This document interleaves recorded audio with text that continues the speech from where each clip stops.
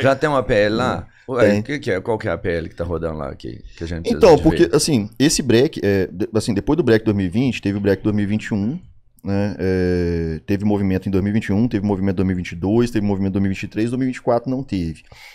Até por questão de ano eleitoral, tal, as atenções elas ficam meio balançadas, né? A gente sabe como é que funciona. Mas em 2021 teve um aumento, né? Porque antes era 5,31, depois aumentou para 6, depois para 6,50 e de 6,50 em 2022 ficou 6,50 até março, até agora, na verdade. Então a gente ficou 3 anos com essa defasagem acontecendo. Se a gente fizer um cálculo rápido só de reposição inflacionária sem ganho nenhum, era para ter ido para 8,30 mais ou menos o valor da taxa mínima, né? Então era 6,50, era para ter ido para 8,30. Só de reposição inflacionária, sem ganhar nada, sem absolutamente nenhum aumento. Aí por isso que a gente foi para a rua pedindo 10 esse ano, né? Porque é o quê? A reposição inflacionária mais o aumento, porque tudo aumenta, a gente precisa de aumento também. E aí a gente foi com pautas que realmente unificam, né? Por isso que teve essa adesão gigantesca, que é o quê? A taxa mínima de R$10, isso é como se fosse uma bandeirada. Para 4 km, 2,50 por km. Se você fizer as contas 10 para 4, dá 2,50 por km de qualquer forma. Né? A valorização, no caso, do trabalho dos bike, nesse caso, o pagamento do KM dele na taxa mínima ficaria um pouquinho maior. Né? No break, a gente levantou, inclusive, a limitação de KM. Porque tem cidade, por exemplo, igual Juiz de Fora, que é a minha cidade, que entrega uma corrida pro cara de 3 km ali, o cara vai subir morro a rodo, vai subir muito morro para poder conseguir terminar essa entrega. E o iFood, ele não calcula isso. Ele dá como se os caras estivessem andando no reto. Ele paga como se os caras estivessem andando no reto, sendo que ele usa a ferramenta do Google e poderia estar usando altimetria, né? Dizem eles que é impossível, mas o Google tem. Então, assim, e além disso, o pagamento de cada taxa por entrega. Porque vão dizer, o Rodrigo, que você pede iFood aqui, pelo seu. E aí o Robertinho vai lá e pede também. E aí eu venho com os 2 pedidos. Você pagou uma taxa de entrega, ele pagou outra. Isso. Você pagou tipo 12 e ele pagou 12. Aí eu recebo 9,50. Tá ligado? Tipo assim, sendo que na verdade o iFood ganhou 24. Mas assim, são trabalhos, né? São trabalhos distintos. Então assim, cada entrega é um trabalho, é uma interação, é um risco diferente. É um recebimento ali. É um recebimento diferente. Às vezes você é legal, mas você é um babaca, tá ligado? Aí na hora que eu for entregar, eu falo assim, não, desce aí. Você fala, não vou descer. Aí aquela entrega vira todo um trampo sozinho. Né? Então assim, cada entrega que fizer tem que ter o pagamento de uma taxa integral. E tem um detalhe aí. Caralho, velho, eles é muito picareta. Eles unificam essa porra então, bicho? Eles fazem entrega eles fazem rota com 4 entregas. Eles fazem rota com 4 entregas. Pro mesmo lugar, ele cobra de todo mundo ali e só te passa uma. Eu dei um exemplo extremo de ser pro mesmo lugar, mas pode ser um do lado do outro, mas tá na mesma rota, enfim. De qualquer forma, ele só calcula como se fosse o KM, como se a gente não estivesse trabalhando na hora que tá fazendo a entrega em si. Um porteiro diferente, um interfone diferente, um cliente diferente. Mas tem um detalhe aí que é extremamente importante também, de que, primeiro, lá em 2018... o iFood, ele pagava R$10,90 na corrida mínima. E o aplicativo que pagava menos era R$8,90. Hoje, 7 anos depois, eles estão pagando menos do que era. Eles estão pagando R$7,50 agora, que aumentou. Ou seja, é menos que o R$8,90 de 18 anos atrás. Só que 18 anos atrás... desculpa, 2018, perdão. Só que em 2018... a moto tava R$11 mil, hoje essa moto tá R$19 mil. Tudo subiu, gasolina, custo de vida, pneu, óleo e tudo mais. Então, esse é o primeiro ponto. O segundo é que essa taxa de 22, que o Nicolas colocou aqui, 24, é o que aparece na notinha. Na verdade, a forma que eles cobram é explorando tanta gente quanto os restaurantes. Porque um exemplo, um pedido de R$200, que você pediu aí uma comida japonesa e tal... R$200 para entregar 1 quilômetro do restaurante. Eles vão cobrar até 35% desse pedido, já incluindo taxa, maquininha, tudo. Eles vão pegar ali os R$70, pagam os R$7,50 do motoca e ficaram com R$62,50. Aí quando ele engloba essa outra entrega, que ele paga menos, ele põe mais R$3 ali pro motoca e ele ganhou, ele superfaturou ali em cima das 2 entregas. Só que às vezes são 4, 5 entregas. Assim para o entregador fazer. Então o entregador só fica prejudicado nessa. O restaurante também está refém dos aplicativos do iFood. Sim. E estão montando até um banco agora para emprestar dinheiro para pros restaurantes que eles lascaram. Com juros altíssimos ainda, né? Pra você ver. Porque, mas a isca que eles usam ali é que eles dão de graça para as pessoas. O comprador muitas vezes ganha ali, ele, sei lá, de R$5, R$10 ou off. Mas o iFood não gastou nada. É a maior empresa de comida sem nenhuma panela. O entregador se lascou, o restaurante se lascou. Toda a cadeia vai sendo, vai sendo estragada com essa situação. Por quê? Quando você precisa de trocar sua moto, quando você precisa de fazer um exame de saúde, você não tem a grana para isso. Quer dizer, o trabalhador que estava lá no front, esse foi perdido. Eles acabaram com ele. O restaurante que paga a taxa, que trabalha, tem que trabalhar enxuto, porque não dá para pôr margem de lucro, porque senão não vende. Eles cobram a taxa dele gigantesca, um sócio junto ali, porque depois ainda tem um estado cobrando imposto de tudo, que eles também nem, do que eu sei, nem passa uma relação de tudo que eles ganharam. É como se o restaurante tivesse ganhado valor cheio e eles pegam uma parte disso. Daqui um dia o restaurante fechou, o trabalhador que estava lá se fudeu. E vai sobrar quem nessa cadeia? Robertinho, quando você compra alguma coisa pelo iFood ou quando você pede Uber, o que você está pedindo? Um serviço de quê? Assim, se a gente for pensar. É um serviço de logística. É um serviço de logística, né?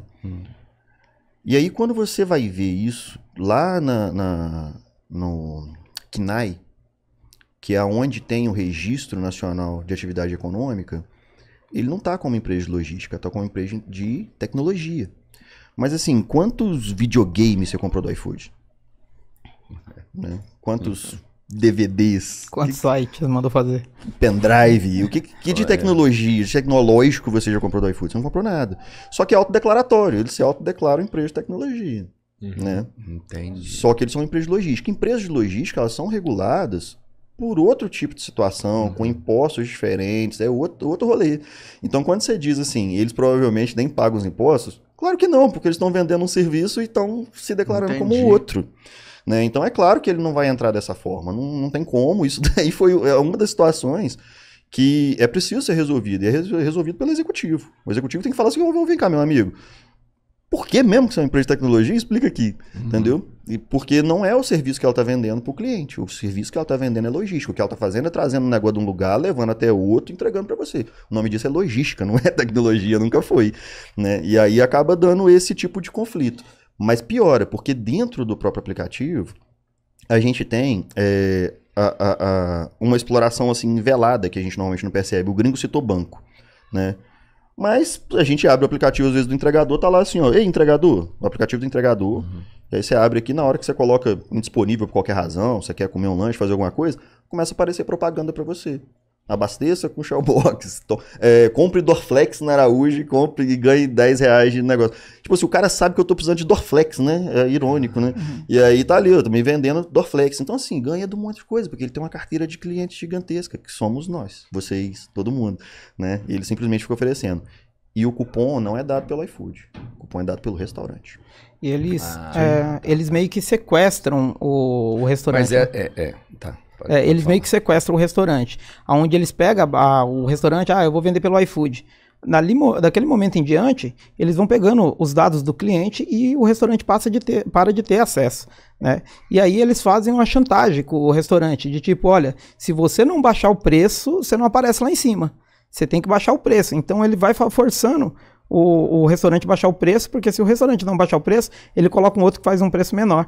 E a mesma coisa com o entregador, de tipo, se você não pegar 2 corridas, você vai ficar sem corrida, porque eu vou ficar te mandando mais corrida. Então, assim, o entregador vai lá, então vou pegar e vou tentar fazer rápido, porque aquele valor não vale a pena. E aí é onde o entregador começa a correr e ele vai se acidentar. Porque uma baixa remuneração gera má alimentação, falta de manutenção do veículo, carga horária excessiva, e ele começa a correr. Tudo isso junto, essa equação, vai dar em acidente. E o pior, quando esse acidente acontece, não entra como acidente de trabalho, entra apenas como acidente de trânsito. A pessoa estava trabalhando, fica uma subnotificação. E aí o aplicativo escapa ileso disso daí, ele fica com o lucro, ele substitui a pessoa que se acidentou, fica com o bônus e deixa o ônus para a sociedade, o poder público que vai arcar com essa pessoa acidentada, e ele não vai arcar com nada. Ele fala que tem convênio, que nem ele falou muito, temos convênio médico, na pandemia ele falava, né? Só que esse convênio funciona como? Você tem que ir lá, pagar todas as custas até 15 mil e depois o iFood te reembolsa. Quem que entrou nessa profissão que tem 15 mil para gastar com o convênio ali? Então é aquele negócio, sabe, para inglês ver, tipo, para fingir que é bom, e ele vende isso para a sociedade e a sociedade acredita. Então, quando você se acidenta e precisa dar entrada no seguro que eles falam que tem, que inclusive eles baixaram, que o valor do seguro era 100 mil, eles baixaram para 60, mas não é que o entregador pega 60 mil, né, quando sofre um acidente de quebrar um braço, uma perna. Ele pega uma proporção. Se ele perder uma perna, ele vai receber 25% de 60 mil. E aí Caralho, se ele perder uma perna... Isso, 25% de 60 mil. Para ele não morreu. Aí eles... O que eles fizeram? Eles aumentaram o seguro de vida para morte ou invalidez total. O que é invalidez total? Perdeu as duas mãos e os dois pés.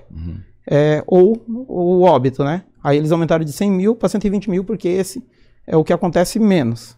Agora, o que mais acontece, que é um braço quebrado, uma perna quebrada, esses tipos de lesões que a gente vê com moto, eles baixaram de 100 mil para 60 mil. E aí, quando a pessoa vai tentar dar entrada, eles colocam lá que a pessoa tem direito a R$300 uma única vez, ou a 700, 1.500. Para a pessoa receber o valor integral, ela tem que pagar um escritório especializado em indenização de seguro para poder colocar um perito próprio para poder receber lá. O que era 1.500, receber 35 mil, receber 60 mil, é raro chegar nesse valor. Entende? Então, esse é o jogo. Eles mostram para a sociedade uma coisa que eles são bons e, na realidade, não é nada disso. Entendeu? E o entregador fica lá largado e eles só substituem. Eles fazem o joguinho do tigrinho. Me arruma outro entregador. Se ele fizer 30 entregas, eu te dou R$2.000.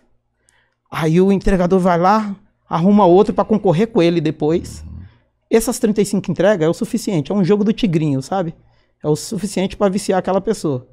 E aí aquela pessoa, às vezes... Eu tenho aqui print disso.